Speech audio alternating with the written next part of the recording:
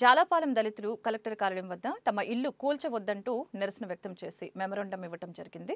వినుకొండ మండలం జాలపాలెంలో 175 ఎకరాల ప్రభుత్వ భూములు స్వాధీనం చేసుకోవాలని కొంతమంది హైకోర్టులో లోకాయుక్తను ఆశ్రయించిన నేపథ్యంలో హైకోర్టు దీనిపై 2023లో ఉత్తర్వులు ఇవ్వగా నేటి వరకు ఎటువంటి చలనం లేని రెవెన్యూ పంచాయతీ అధికారులు ఈ మధ్య కాలంలో గత 20 రోజుల నుంచి పంచాయతీ సెక్రటరీ భాగ్యలక్ష్మి మరియు విఆర్ఓ గోపాల్ రావులు దళితులు ఉన్న 68/2 సర్వే నంబర్ నందు గల 58 సెంట్లు భూమిలో దళితులు నివేశ స్థలాలు ఏర్పరచుకొని ఉంటే వారిని ఖాళీ చేయాలని ఇల్లు కూల్చివేస్తామని బెదిరిస్తున్నారు.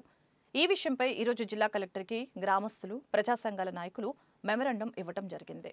జాలపాలెం గ్రామంలో సర్వే నంబర్ 68/2లో 58 సెంట్లలో నిరుపేదలైన దళితులు గత 20 సంవత్సరాలుగా ఇల్లు నిర్మించుకొని నివసిస్తూ ఉన్నారు.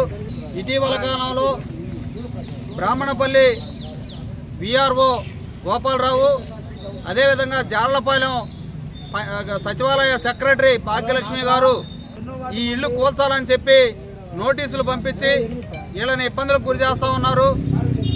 సుమారు బ్రాహ్మణపల్లి రెవెన్యూ జాలపాలెం గ్రామ పరిధిలో సుమారు 100 ఎకరాలకు పైగా 60/2, 60/16, 113/2C, 67/1 తదితర సర్వే నంబర్లో 100 ఎకరాల పైగా ప్రభుత్వ భూములు ఉండాల్సి ఉండగా ఈ భూములన్నీ కూడా స్థానికంగా ఉన్నటువంటి భూ కబ్జాదారులు భూస్వాములు కబ్జా చేస్తే ఎలాంటి చర్యలు తీసుకున్నటువంటి బ్రాహ్మణపల్లి విఆర్ఓ గోపాలరావు, అలాగే జాలపాలెం సచివాలయ సెక్రటరీ భాగ్యలక్ష్మిలు కొద్ది మొత్తంలో ఏదో ఒక సెంటు తలా ఒక సెంట్లో ఇల్లేసుకున్న నిరుపేదలైన దళితుల ఇళ్లను కూల్చాలని చూడటం చాలా దుర్మార్గం.